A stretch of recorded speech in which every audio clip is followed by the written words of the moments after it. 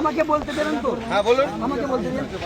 আপনার কয়েকটা অফিসার আমার সাথে কথা, একটা অফিসার আপনার সাথে কথা বলছে, আর কয়েকটা অফিসার ভিতরে আছে, এই স্যার আমার সাথে কথা বলছে, জেট দেওয়া ছিল, ঠিক আছে?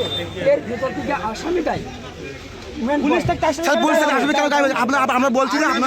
আসামি ধরার দায়িত্ব আমাদের, তোমার নয়। আমার বক্তব্য হলো আপনার কথা আমি বুঝলাম, কেস হয়েছে, আমরা মেডিকেল করেছি, 164 সিডব্লিউসি আইনের উপরে ভরসা রাখতে হবে, আইনি শেষ কথা বলবে। অবশ্যই ভাঙচুর করাটার অধিকার তোমার নেই।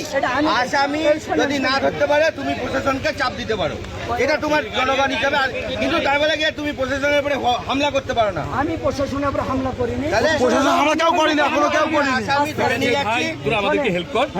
আমাদের ওটাই চাই, আমার সামনে আপনারা নিয়ে চলে যান, এর জন্য আমরা সবসময় আছি। আমরা ওটাই চাই, আমাদের সামনে আপনারা নিয়ে চলে যান, আছি তো আমাদের সামনে নিয়ে চলে যান আপনারা। অবশ্যই ঘরের ভিতর ছিল, যে অফিসারটা বাইরে কথা বলতো ও ঘরের ভিতর ছিল, কি আছে ভিডিও করতে? আসামি ছবি তুলে বারণ আছে সুপ্রিম কোর্টে। আসামি না, এটা আসামি ভিডিও করতে হয়তো বারণ করেনি, কি আসামিটা বের করার সময় তুমি ছবি করতে পারবে না, সেটাও বুঝতে পারিনি, প্রেজেন্টেশনটা ভুল হয়েছে। তুমি তো ভিডিও করছো, আমি কি তোমাকে বারণ করেছি? না, ওই যে বললাম আসামি বের করার সময় তুমি মুখ দিয়ে টোটো দিয়ে ফেসবুকে দাও, এটা আদালতের বারণ আছে ভাই। আসামিকে ভিডিও করে আমরা আপনাদের বয়ান রেকর্ড করেছি, অবশ্যই আসামিদের করে, আসামিকে নিয়ে চলে যান, আসামি বার করে, আসামি বার করে, তারপর শান্ত আছি, আসামি বার করবেন, আমরা এখানে করবো, ঠিক আছে, আসামি আপনি বার করবেন।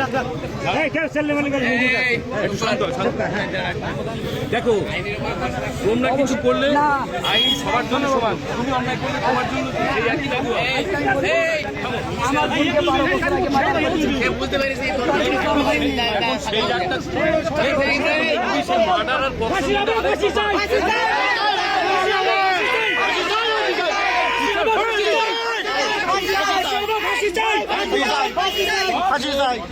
সাজাতে ধারণা যাবজ্জীবন আছে, যাবজ্জীবন 12 বছর,